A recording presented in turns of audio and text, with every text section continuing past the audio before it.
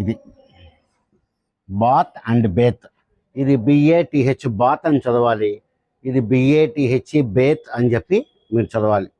Bath అనేది noun అండి, ఈ బేత్ అనేది వెర్బ్ అనగానే దానిలో మనకి పని వస్తుంది అనమాట. అంటే స్నానము చేయుట, ఇది స్నానము చేయుట, స్నానము చేయుట. ఈ బాత్ అంటే స్నానము అని, ఈ బాత్ అంటే స్నానము అని. అది రెండింటికి ఉండేటువంటి మెయిన్ తేడా. ఈ బాత్ అంటే స్నానము, బేత్ అంటే స్నానం చేయటం, స్నానం చేయటం. కాబట్టి ఇప్పుడు చూడండి, ఈ బాత్ వాడేటప్పుడు మీరు ఏం చేస్తారంటే టేక్ అనే వర్డ్ కానీ హ్యావ్ అనే వర్డ్ కానీ రాస్తారు ఇక్కడ.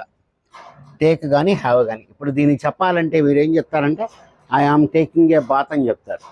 I am taking a bath, నేను ఒక స్నానం తీసుకుంటున్నాను అంటే స్నానం